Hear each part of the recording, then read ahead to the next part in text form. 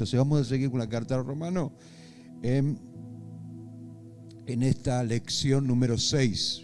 Vamos a 1 Corintios capítulo 7, versículos 18 y 19. Dice: ¿Fue llamado alguno siendo circunciso? ¿Qué es circunciso? ¿Fue llamado alguno siendo incircunciso? No se circuncide. La circuncisión nada es, y la incircuncisión nada es, sino el guardar los mandamientos de Dios. Amén. Muy bien. Entonces, la palabra del Señor nos enseña, llegamos a este punto en el cual hay muchas incertidumbres con respecto a esto, porque hoy en día se practica mucho judaísmo dentro de lo que es la iglesia, como en la iglesia de Corintios. Y Pablo puso todo en su lugar cuando habla de esta manera, precisamente para que puedan entender lo que es la circuncisión. La circuncisión no detalla bien la carta a los Corintios, pero en otras cartas habla perfectamente bien. En la época de Pablo, el cristianismo se dividía en dos partes. Estaban los cristianos judaizantes y estaban los cristianos que creían en la gracia de Dios. Los cristianos judaizantes, ellos predicaban de la ley, las leyes mosaicas y las tradiciones. Entre ellas, la ceremonia de la circuncisión. Siendo que el cristianismo de la gracia predicaba la salvación que era por gracia y por la fe, en un buen desarrollo, de un buen entendimiento de la palabra. En esto, ¿no es cierto?, se basaba principalmente. Pero era, en aquel entonces, bastante discutible porque como no existía el Nuevo Testamento, solamente el Antiguo Testamento, y las cartas que se iban desarrollando, obviamente había un poco de conflicto con respecto a esto, porque algunos decían, bueno, hay que obedecer la palabra de Dios y está dentro de lo cierto, pero como no existía el Nuevo Testamento, obviamente no se podía discutir tanto. Tenía que haber una persona que conociera bien el Antiguo Testamento para que de esta manera pudiera discutir y pudiera dar a entender lo que significaba. Es por eso que Pablo habla precisamente de la circuncisión como algo que no tiene que ver con lo físico, más bien tiene que ver con lo espiritual. Muy bien, entonces, la ceremonia de la circuncisión acercaba al judío más a Dios. Y antes de la llegada de Cristo, la circuncisión era un orden dado por Dios directamente a Abraham. Y esto se hacía a todos los que querían seguir al Dios, a Jehová. Entonces se circuncidaba como una señal de obediencia, de fe. Pero también se circuncidaban las criaturas, los bebés, a partir de los 8 días de nacimiento. Podemos ver algo en Génesis capítulo 17, versículo 9 al 11. Dice así la palabra de Dios. Y dijo de nuevo Dios a Abraham: en cuanto a ti, guardarás mi pacto, tú y tu descendencia después de ti, por sus generaciones. Esto es mi pacto que guarde entre mí y vosotros y tu descendencia después de ti. Será circuncidado todo varón de entre vosotros. Circuncidaréis pues la carne de vuestro prepucio y será por señal del pacto entre mí y vosotros. Esto se hacía en la parte íntima del hombre. Obviamente, si quieres saber más, ocúpate un poquito en profundizar, fíjate en internet a ver qué significa. Muy bien. Pero yo no quiero ir en detalles porque obviamente no es algo para una iglesia. Pero esto era así, dentro de los parámetros de la palabra de Dios. Pero después de la muerte y resurrección de Cristo, el tema de la circuncisión, se dejó inoperante. ya no funcionó más. Porque comprendieron los apóstoles qué era la verdadera circuncisión, lo que simbolizaba. Ahora, vayamos a Gálatas para que puedan entender. He aquí, yo, Pablo, os digo que si os circuncidáis, nada os aprovecha Cristo. Y otra vez testifico a todos los hombres que de se circuncida, que está obligado a guardar la ley. De Cristo os desligáis, como diciendo, bueno, te vas a circuncidar, vas a guardar la ley, perfecto. Entonces no tiene nada que ver Cristo en tu vida. Primero, lo que por la ley os justificáis, vuelve a decirlo, o sea, le da una explicación, punto y coma, y de la gracia habéis caído. Como diciendo, no te sirvió de nada el hecho de que Cristo haya muerto por vos, porque no entendiste nada. Entonces no sos salvo por la gracia, sos salvo por la ley. Y si sos salvo por la ley, es porque tenés que cumplir toda la ley. Y como sos imperfecto, no vas a poder cumplir toda la ley, porque por gracia Cristo cumplió con toda la ley, cosas que nosotros no podíamos hacer. Entonces, el que se circuncida se ve obligado a cumplir con toda la ley. Por eso es que una y otra vez Jesús le dice a los fariseos, los saduceos, los escribas, hipócritas, hipócritas, hipócritas, hipócritas. ¿Por qué cargan carga pesada? Porque hablan de un Dios que no conocen. Hipócritas, hipócritas, hipócritas. ¿Por qué? Porque verdaderamente cuando queremos agradar a Dios en la ley, que no podemos hacerlo, obviamente, ¿no es cierto? Estamos cumpliendo con un rito que más que rito es algo tipológico para que nosotros pudiéramos entender qué significa, ¿no es cierto?, la circuncisión. Ahora bien, Pablo dice que es más importante agradar a Dios y ser obediente que guardar la ceremonia de la circuncisión. Colosenses 2:11. En él también fuisteis circuncidados con la circuncisión no hecha a mano, al echar de vosotros el cuerpo pecaminoso, carnal, en la circuncisión de Cristo. Quiere decir que Él cumplió con esa ley precisamente para que cuando muera en la cruz se efectúe todo, se cumple todo ahí, y de esta manera nosotros no tengamos que pagar nada. Pero eso sí, todo lo que hacemos para el desarrollo de la fe en forma voluntaria. Todo lo que hacemos en desarrollo de la fe, creyendo de que somos salvos por gracia, porque ya Él pagó en la cruz del Calvario, lo hacemos en forma consciente y voluntaria. Precisamente porque hemos entendido lo que significa la circuncisión. La circuncisión no es otra cosa que el testimonio veraz de alguien que guarda el pacto de Dios. Y por eso yo hablé muchísimas veces del tema y vuelvo a repetirlo. Hay un pacto general en el cual Él dijo consumado es, ahí está, pagó toda la cruz. Ahora, hay un pacto individual cuando vamos a los pies del Señor, ahí nos circuncidamos. Cuando lo aceptamos a Cristo como Señor, Rey y Salvador en nuestra vida, ahí hay una circuncisión hecha en el corazón. Guardamos el pacto. Y cuando recordamos eso todos los fines de mes, que la iglesia primitiva lo hacía una vez por semana, la Santa Cena, recordamos lo que Él hizo, el pacto en forma individual.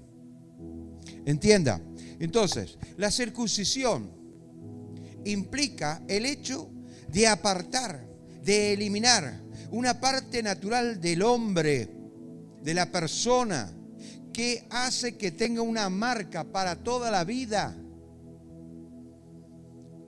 Eso en forma física.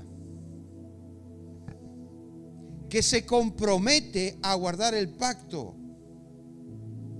Fue hecho por Abraham, pero ya todavía la ley no había existido. Sino lo básico de la ley, que es la forma moral que se tenía. ¿Ok? Pero aún así, él cometió muchos errores. Pero fue un mandato directamente a Abraham, que después se agregó a la ley. Ok, vaya entendiendo. Entonces, por tanto, la circuncisión es una representación externa y visible que indica que hemos hecho un pacto espiritual. Eso en forma física. Ahora, en forma espiritual, ¿no es cierto?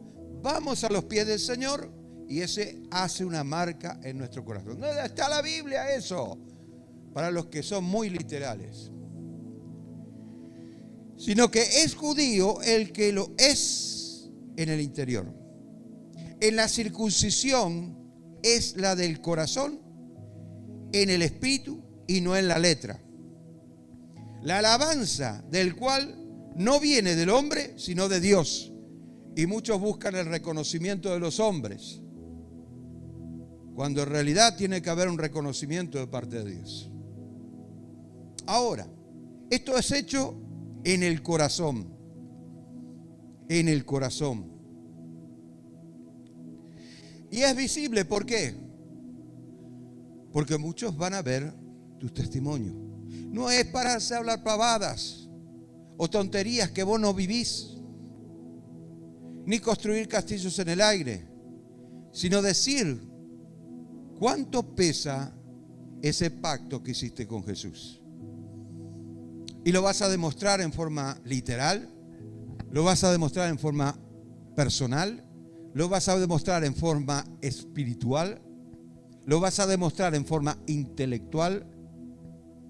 ¿Cuánto pesa para vos ese pacto que algún día hiciste con el Señor? Señor, sí, te voy a seguir donde quiera que vayas. Pero Él te dice, no va a terminar el cantar el gallo 3 veces que me negarás.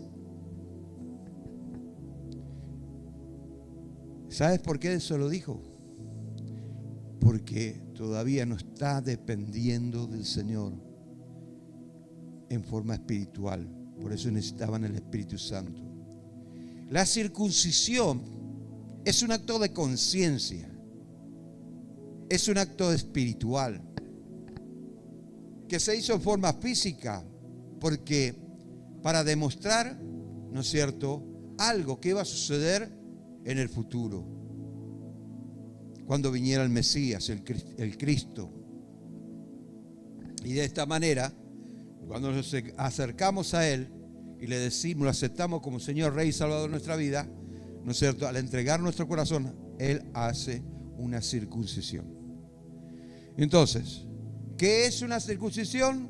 Es un testimonio, ¿no es cierto?, de algo que está demostrando exteriormente el pacto que hemos hecho interiormente. Entonces, eso es circuncisión. Circuncisión. Pero como vamos a hacer una exposición bíblica hoy, no me voy a concentrar nada más que en eso. Voy a hablar de varios temas a la misma vez. Entonces, vayamos al capítulo 7, versículo 23. Dijimos exposición bíblica. Por precio fuisteis comprados. No os hagáis esclavo de los hombres. Muy bien. La esclavitud era muy común en el Imperio Romano. Era muy común.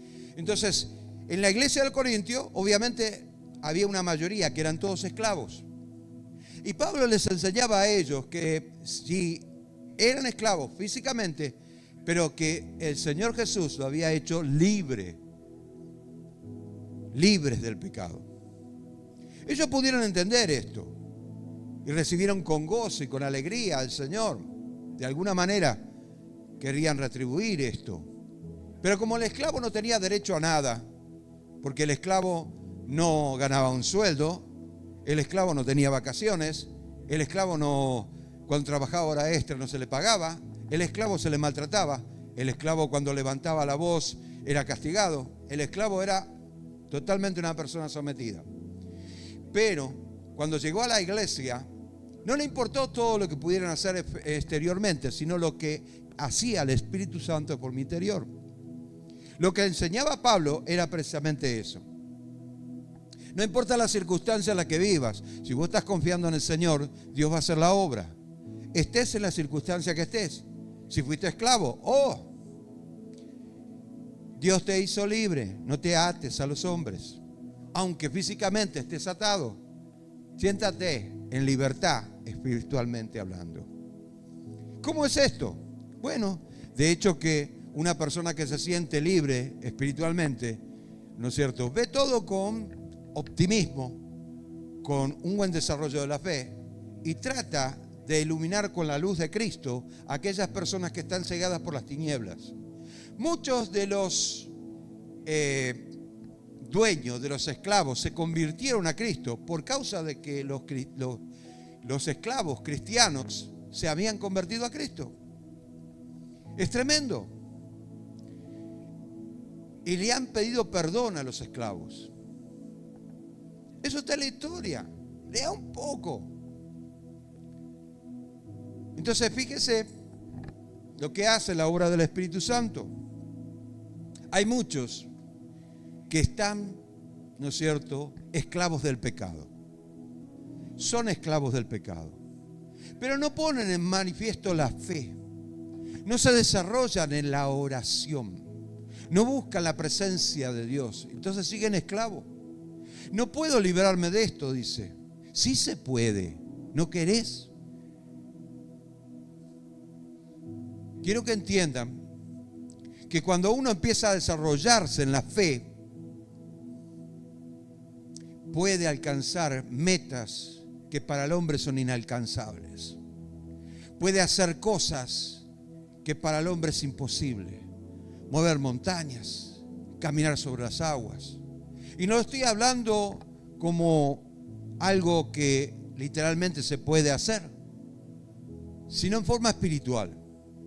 Aunque no digo que es imposible, porque todo es posible para el que cree. Pero estamos hablando de otro nivel.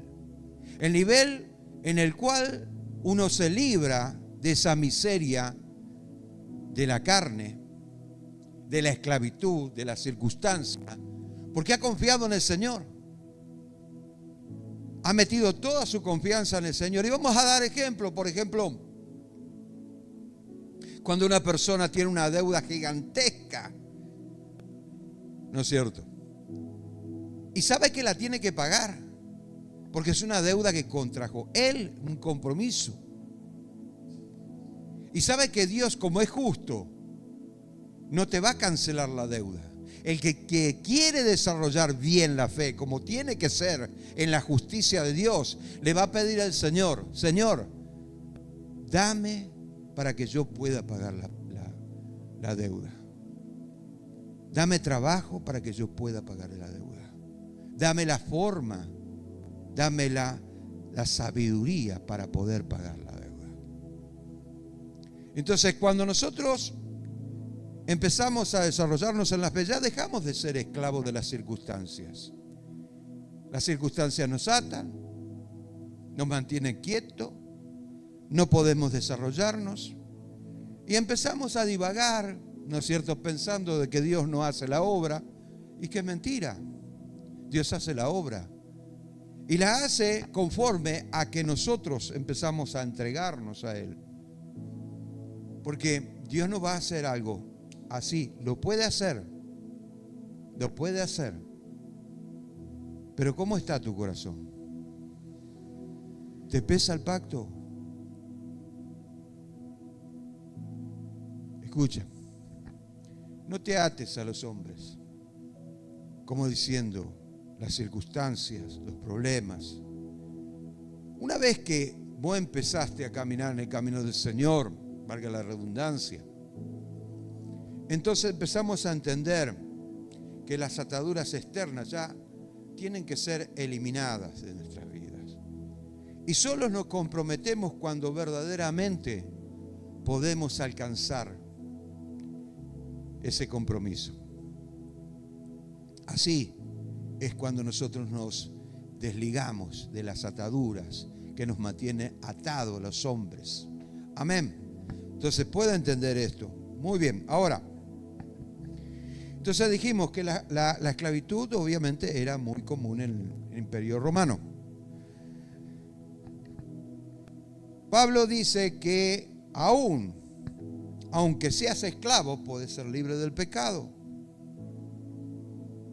Puedes ser libre del orgullo, de los temores, y no tendrán más autoridad sobre tu vida. No tendrán más autoridad sobre tu vida. Ahora, esto no es una fórmula mágica.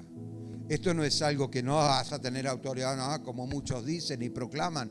No. Eso también es una mentira. El tema es que si vos no le das lugar al diablo, el diablo no va a actuar. O si actúa, ¿no es cierto?, lo va a hacer en forma superficial, pero nunca va a llegar a la instancia de poder atarte, de poder amarrarte a las circunstancias. Jamás va a hacer eso, porque se ve limitado, porque sos vos el que le pones el límite. Hasta acá llegaste. Ese es el tema.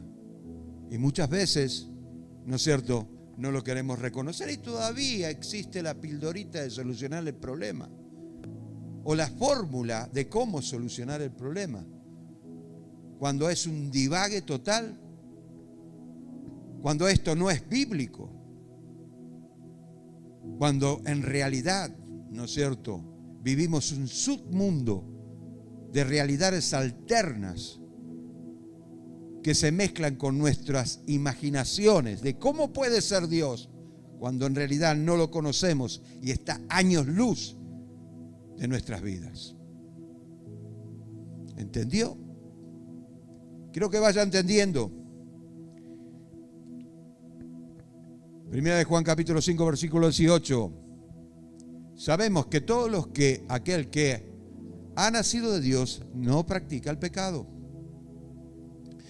Pues aquel que fue engendrado por Dios le guarda y el maligno no le toca. Ahora, que se entienda, acá hay otro problemita. El problema es el siguiente, que estaban aquellos que habían mezclado el cristianismo con el paganismo. Y los que habían mezclado hoy en día, hay mucho paganismo dentro del cristianismo. Y ellos estaban practicando el pecado, entonces muchas veces se malinterpreta esto porque no conocemos la historia donde va dirigida la carta. Y Juan les dice, sabemos que los que han nacido de Dios, somos conscientes de que no somos perfectos. El cristiano sabe que hubo una persona que pagó por nuestro pecado y que somos salvos por gracia. Somos conscientes. No somos ignorantes. Entonces, los que han nacido de Dios no practican el pecado. No está hablando del pecado por error. No está hablando de tropezar porque no conocemos. No está hablando de tropezar porque estoy luchando contra mí mismo, contra el vicio, contra los problemas. Estoy siendo realista, pero sigo apuntando hacia las cosas de arriba y me esfuerzo por querer ser mejor. Entonces no podemos ser tan, no quiero decirlo, que diga, no, el cristiano que es nacido de Dios no practica el pecado, cuando él practica el pecado, pero hasta más no poder. Acá yo estuve una persona que dijo una vuelta, y siempre me recuerdo, y creo que se va a recordar, pero no voy a dar el nombre. El 100% de Cristo, dijo, cuando Él no entregó ni el 0,1%. Es fácil decirlo, Es fácil decir esto, pero hay que vivirlo. Aún lo que yo estoy diciendo es fácil. Pero ojo, yo voy a parar con creces. Si mi boca no cumple con los actos correspondientes. Perfecto. Ahora, no practica el pecado. Pues aquel que fue entregado, dice, engendrado por Dios, guarda y el maligno no toca. Ahora, ¿depende de nosotros? Sí. ¿Le das lugar al diablo? El diablo va a atacar. Va a desbaratar todo lo que alguna vez ordenaste. ¿Ah? Pero ¿y cómo no darle lugar? Depende de Dios todos los días. Ok. La Biblia dice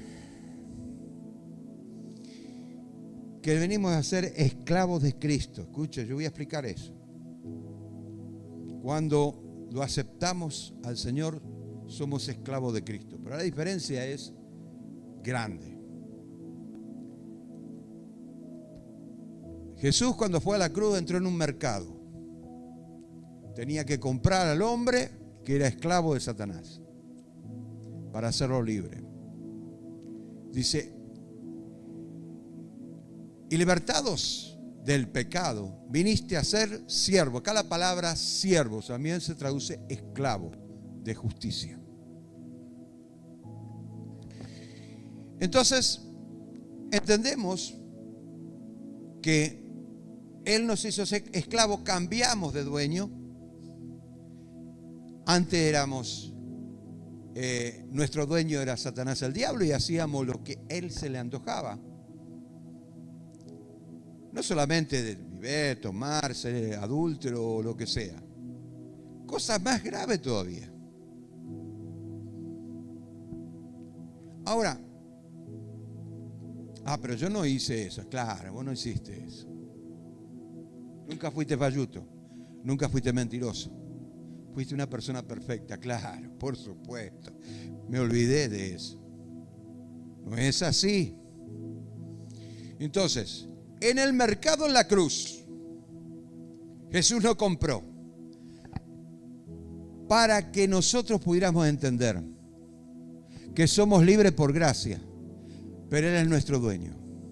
Ahora, ¿para qué sirve la gracia? Sirve para escoger libremente. ¿O sigo siendo esclavo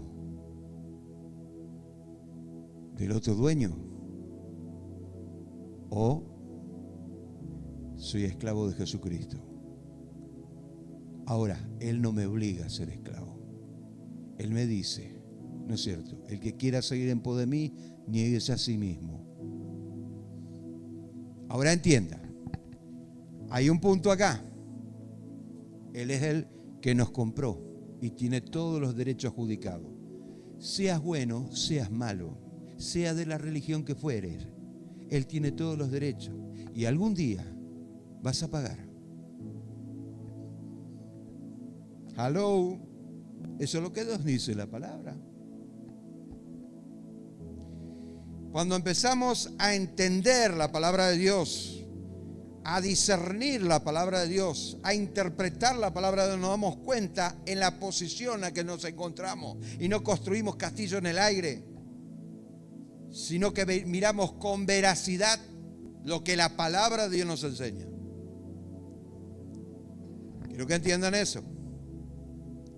Lo que significa que Cristo nos ha ganado la libertad, porque el pecado ya no nos controla. Esto en teoría. Esto en teoría. En la práctica somos nosotros los que escogemos. Bien. Vayamos, dije, exposición bíblica. Muy bien. 1 Corintios 7, 26, al versículo 26. Tengo pues esto por bueno, a causa de la necesidad que apremia, que hará bien el hombre en quedarse como está. Bien. posiblemente, y yo digo posiblemente porque no quiero cometer errores, tuvo una revelación, Pablo tuvo una revelación de la persecución inminente del Imperio Romano contra los cristianos y todas las religiones paganas de aquel entonces, las religiones griegas. Y yo me guío más por la historia, cuando en realidad totalmente quedó destruida Corintios. Cuando Pablo escribe la segunda carta, ya había destruido todo el ejército romano desde su simiente, desde sus bases, todos los edificios religiosos de Corintio. Entonces Pablo le dice, quédense como está, no se casen, pero lo dice con ese motivo. ¿Por qué? Porque una persona sana, soltera, no se tiene que preocupar de su pareja o de su familia. Y puede obrar libremente. Y puede morir por la causa de Cristo sin tener que pensar en la pareja. Por ese motivo, decía Pablo. Escuche, cuando empezamos a estudiar la carta a los Corintios, muchos se confunden y agarran esto como el celibato.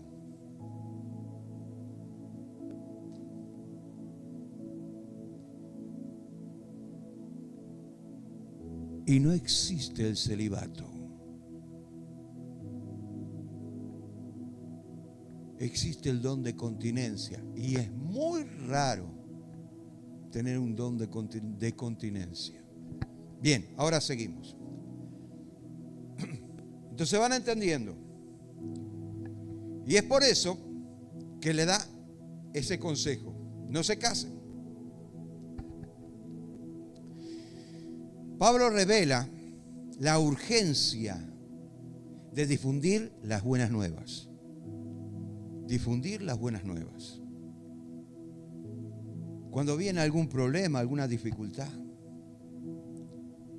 sabemos que aquella persona puede correr riesgo muy grande. Por causa de persecuciones, muchos murieron sin conocer a Cristo. Porque no hubo nadie que les predicara. Un ejemplo. Primera de Crónicas, capítulo 28, versículo 20, dice: y dijo además David a Salomón, su hijo: anímate y esfuérzate, y manos a la obra. No temas ni desmayes, porque Jehová tu Dios, Jehová Dios, mi Dios, está contigo. Él no te dejará ni te desamparará hasta que acabes toda la obra para el servicio de la casa de Jehová. Escuche bien. Ahora, cuando habla de la obra que está relacionado al templo, nos habla en tres vías fundamentales. La primera es la parte histórica. La segunda es la parte relacionada con la tipología. Y la tercera es la parte espiritual. En la primera parte vemos que le dice: mira, se han levantado muchos enemigos y no van a querer que edifiques, que consigas edificar la casa para Dios. Pero esfuérzate, anímate y pon manos a la obra y confía en que Dios va a estar como cobertura tuya. En la parte material, en la parte tipológica, nos habla precisamente del esfuerzo que tenemos que colocar nosotros para levantar nuestro templo espiritual. El esfuerzo de querer alcanzar, ¿no es cierto?, esa relación con Dios. En la parte espiritual nos habla de la obra de Dios, que a través de Cristo se fundamentó para que la iglesia pudiera predicar, hablar de las buenas nuevas, decirle que hay una oportunidad de vida a aquellos que no conocen esa oportunidad, o que no entienden o que no quieren entender. Da igual. De hecho, que nos habla precisamente de levantar el templo, y este templo no la va a levantar Dios. Dios va a apoyar a aquellos que quieren levantar el templo. Entienda, por favor, porque esa parte le corresponde al hombre, no a Dios. Entonces, ahí podemos entender, ¿no es cierto?, el versículo 26. Ahora vayamos al versículo 29. 1 Corintios 7, 29. Pero esto os digo, hermanos, que el tiempo es corto. Resta, pues, que los que tienen esposa sea como si no la tuviesen.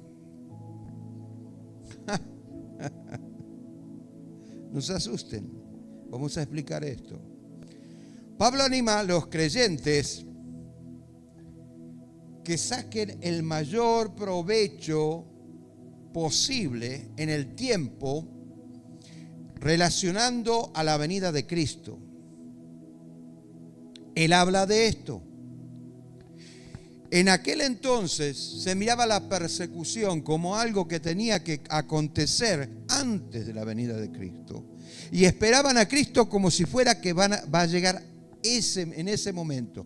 Como no existía una buena interpretación de las Escrituras, sino hasta el año aproximadamente 250 después de Cristo, entonces ellos interpretaban alguna forma literal del Antiguo Testamento. Pero Pablo aclara esto. Antes de Cristo, cada persona, durante todo el periodo de los 20 siglos del cristianismo, se vio obligada moralmente, constreñida moralmente, a predicar el Evangelio con la esperanza de que Cristo viene ya. Durante 20 siglos se habló de la venida de Cristo. Durante 20 siglos se esperó a Cristo. Durante 20 siglos hablamos del arrebatamiento de Cristo. Durante 20 siglos pudimos estudiar la escatología, las profecías bíblicas con relación de esto. Pero nunca se dio con tanta veracidad las señales como en estos últimos tiempos. Y en estos últimos tiempos podemos ver que hubieron señales en el cielo, en la tierra, en el mar, la apostasía, el ecumenismo y muchas otras cosas que tienen parte. Y Jesús mismo había predicado en Mateo capítulo 24, Lucas capítulo 21, sobre estos temas. Y dio como señal todas estas cosas para que la iglesia esté preparada. Estamos en los últimos tiempos. La vida es corta. No sé cuánto yo voy a vivir.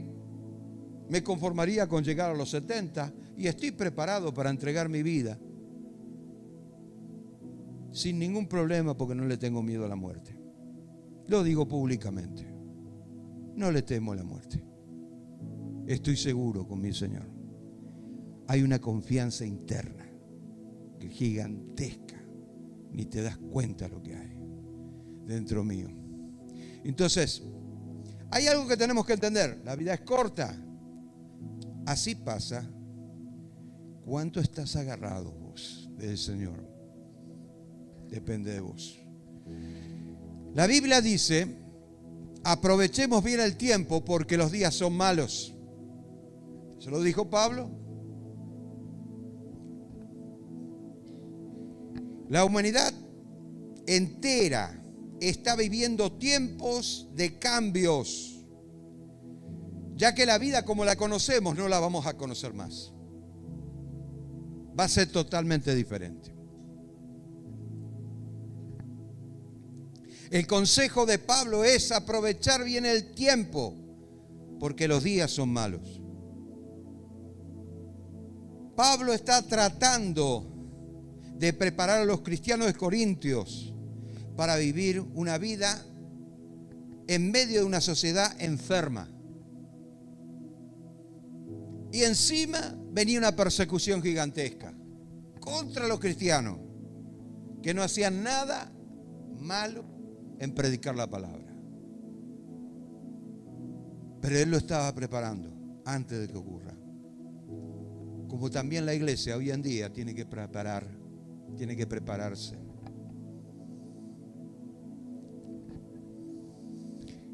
Los problemas cristianos en la iglesia de Corintios son los mismos problemas que nosotros tenemos. Y los corintios vivían en el mismo mundo que nosotros vivimos. Y quizás ni siquiera el 0,1% experimentamos. Aunque fue una iglesia muy conflictiva. Es por eso que Pablo recomienda que seamos llenos del Espíritu Santo. Dice, no os embriaguéis con vino, en el cual hay disolución, antes sed llenos del Espíritu. Y te lo voy a decir de esta manera para que lo puedas entender. No habla en forma literal, habla en forma espiritual. No embriaguéis con vino. Acá habla de personas delirantes, que son religiosos delirantes. Lo vuelvo a repetir para que se te quede grabado. Religiosos delirantes que han tomado vino y los efectos embriagantes del alcohol hicieron que delire, que hablen cualquier cosa, que predican cualquier cosa y que haya demonios hasta en la sopa. Cuando en realidad la Biblia, si nos ajustamos a lo que es la palabra de Dios y la entendemos como corresponde, no va a ser tan así. Aunque tenemos un enemigo en común, más grande es Dios. Primera de Juan 4:4 dice que mayor es el que está en nosotros que el que está en el mundo. Pero vos estás seguro de quién está en tu corazón. Los actos te van a demostrar eso. No os embriaguéis con vino, en el cual hay disolución. Muchos, aleluya, gloria a Dios, está todo lindo, todo contento y se emocionan, pero cuando salen de la puerta de la iglesia para afuera, siguen con el mismo problema. Antes bien, ser lleno del Espíritu. Ser lleno del Espíritu no es ser tocado emocionalmente. Ser lleno del Espíritu es dejar que fluya la palabra de Dios dentro tuyo. Ser lleno del Espíritu es someterte al Espíritu Santo, dejarte guiar por él. Y eso es bien difícil cuando estás en la carne. Sin la asistencia del Espíritu Santo no podrían, ni los corintios, ni nosotros, ni ningún cristiano en los 20 siglos del cristianismo, mantener una iglesia que fue perseguida durante 20 siglos. 20 siglos de persecuciones.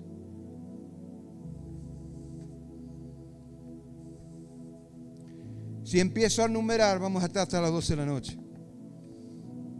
Y como dije al principio, la humanidad entera está viviendo en tiempos de cambio.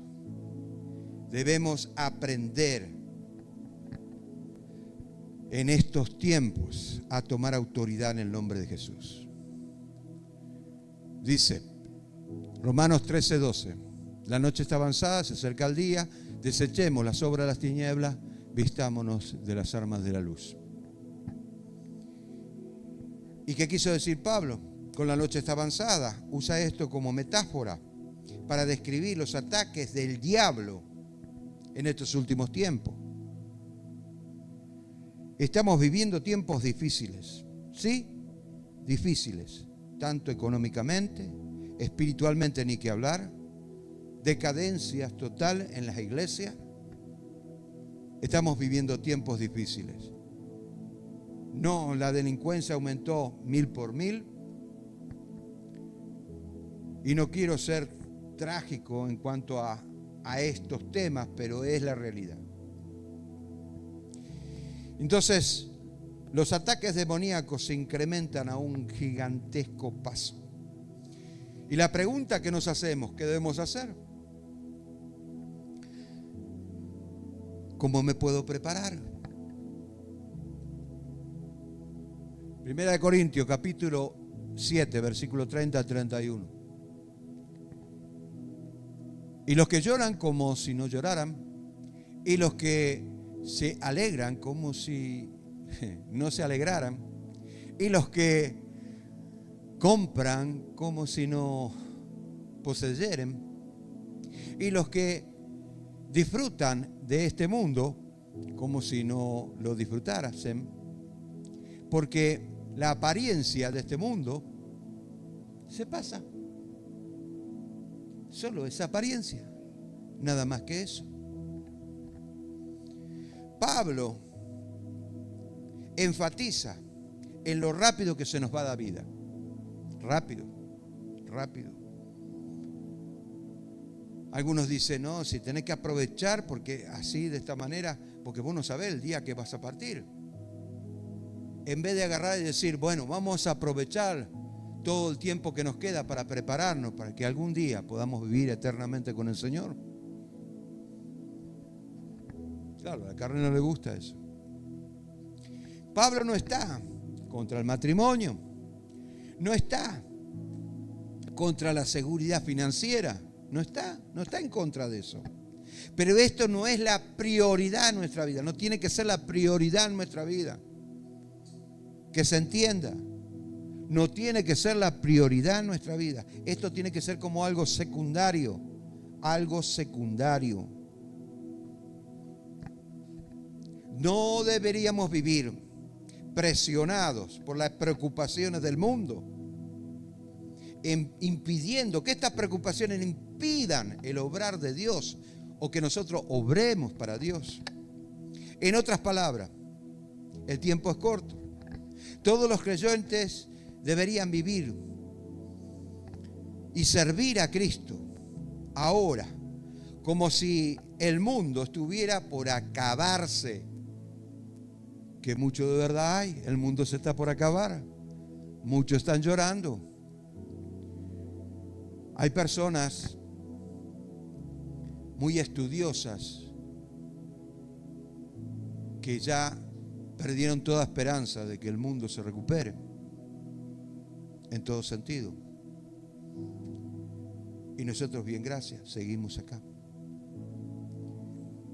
Supongamos que en esta generación no pase nada, que sea en la próxima. No estoy hablando del fin del mundo, pero estoy hablando del fin del sistema. Supongamos que sea así, qué irresponsables que somos. ¿A mí qué me importa si en otro lado hay un terremoto? ¿A mí qué me importa si hay muchas más erupciones volcánicas en otros lugares? ¿A mí qué me importa si el aire cada día se contamina más con los rayos ultravioletas del sol? ¿Ves? ¿A mí qué me importa eso si yo estoy bien acá?